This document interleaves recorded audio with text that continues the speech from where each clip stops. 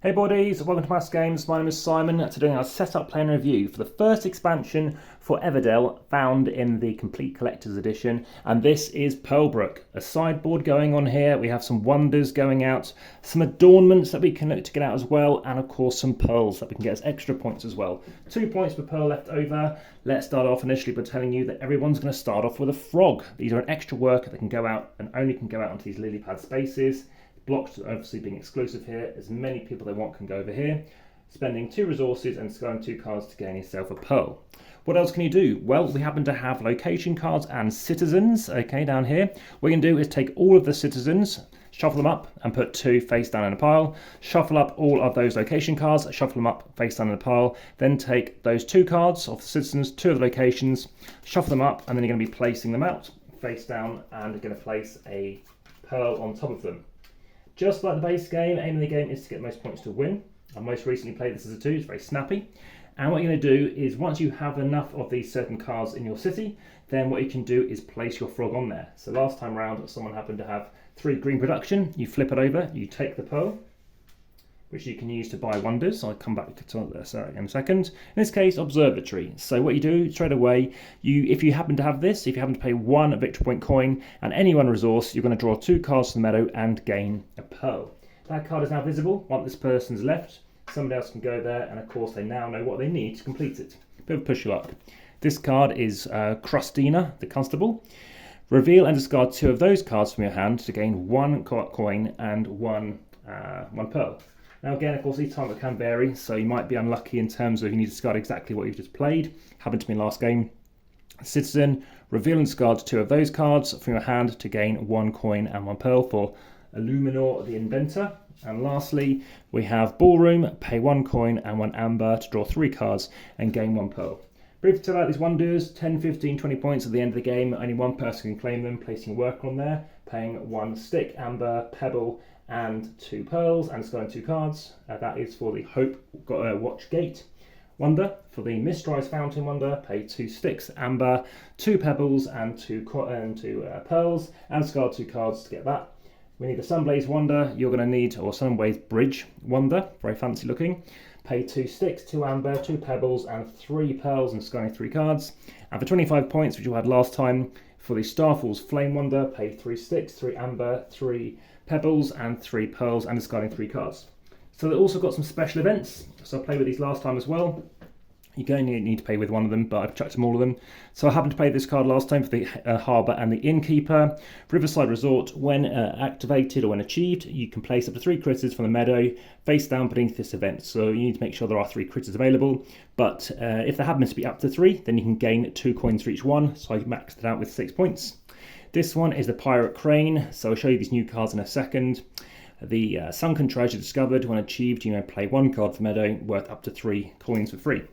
This one, Pirate Ship and the Storehouse. So this time round, when achieved, you place 1 coin on your storehouse for each resource up to 6. Gain them when you place a work on the storehouse to collect the resources. This one over here is when achieved. This is using the ferry and the harvester. When achieved, you may search the deck for a gatherer and play it for free, or you may gain 5 coins. So that's that. Let's talk to you about the new forest locations. So 2 pebbles, 1 card, 1 berry, 1 pebble, 1 card.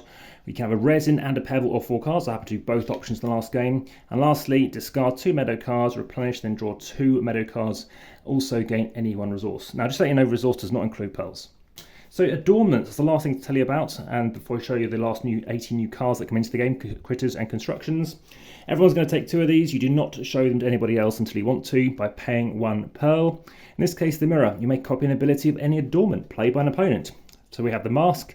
You can play 1 card worth up to 3 coins for free, 1 coin, 1 point for every 3 you have. And this one, by the way, it was 1 for each unique coloured card in your city. The scales, I played this last time. You may discard up to 4 cards to gain 1 resource of each. Also 1 point for every card in your hand up to 5.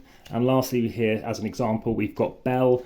So gain 3 berries. Also draw 1 card for every critter in your city. 1 coin for every 2 critters in your city. So those are the cards we played with in the last game. There are some more cards available. Also, we had some cards come into play, such as the Harbour. If you have at least 2 pearls, gain 2 resources. Didn't manage to benefit from that one in terms of having 2 pearls. So we also have the Ferry Ferret, which is also very similar. The shipwright, 1 point for every of these cards. This basically represents the Pearlbrook icon, the badger. For cards in your city, do not count as dormant, so I happen to benefit from that by a few points. Pirate, discard up to 4 cards, draw and reveal an equal amount of them. If the total points value of the cards drawn is at least 7, you gain pearls. It's a way of getting pearls. There's a ferry, so this lets you copy a destination that might be blocked. I happen to have it out, but not typically use it. The bridge, you can increase your hand size by 1 for every pearl you have. Also draw 2 cards every time you gain a pearl, so better early on. The messenger, you draw 1 card and you can gain 1, and it also can share a space with a construction. We've also got, that's pretty much covers everything up. The pirate ship, some people seem to like this, didn't seem to have it kick into play. Move this pirate ship to an empty space, so it's going to be acting like, oh, I nearly forgot the word again now, the fool.